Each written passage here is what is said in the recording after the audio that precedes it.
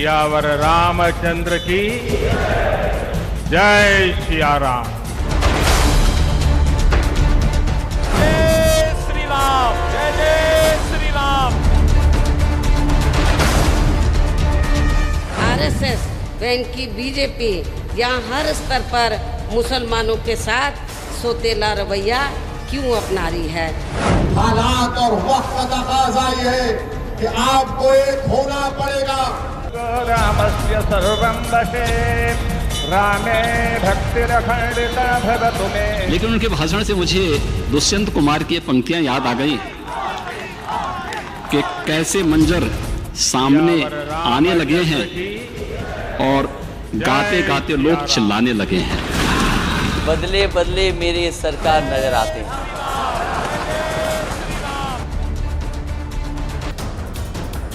Azamgarh Lok Sabha seat पर उपचुनाव को लेकर राजनीतिक गलियारे में चर्चाएं तेज हो गई हैं, क्योंकि 23 जून को इस सीट पर उपचुनाव होने हैं। इसलिए समाजवादी पार्टी, बसपा और भाजपा समेत सभी राजनीतिक दल अपने अपने हिसाब से चुनावी गणित सेट करने में जुट गए हैं, क्योंकि 2019 के लोकसभा चुनाव में मोदी लहर के बावजूद भी सीट पर सपा अध्यक्ष अखिलेश यादव जीत कर आए थे।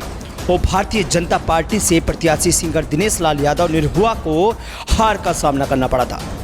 लेकिन साल 2022 के यूपी विधानसभा चुनाव में अखिलेश यादव ने करहल सीट से चुनाव लड़ा और वो यहां से जीतकर विधानसभा पहुंच गए, जिसके बाद ये सीट फिर से खाली हो गई और अब इस सीट पर फिर से चुनाव को लेकर रस्साकसी भी शुरू हो गई है।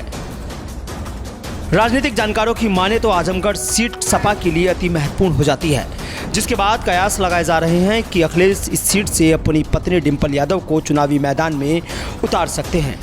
लेकिन इस सीट पर जीत हासिल करना इतना आसान नहीं होगा, क्योंकि बीजेपी मुलायम परिवार की बहू अपर्णा यादव पर भी इस सीट पर दांव चल सकती है।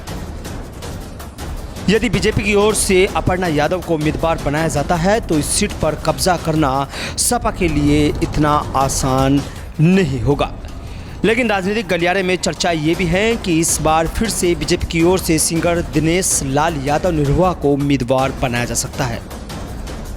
हालांकि भारतीय जनता पार्टी की ओर से अभी तक अपर्णा यादव को लेकर कुछ भी साफ नहीं किया गया है, लेकिन इतना जरूर है कि अगर बीजेपी ने अपर्णा यादव को चुनावी मैदान में उतार दिया तो चुनाव प्रचार के दौरान अपर्णा यादव डिंपल यादव के खिलाफ या डिंपल यादव अपर्णा यादव के खिलाफ कुछ कहे तो नुकसान यादव परिवार का ही होगा।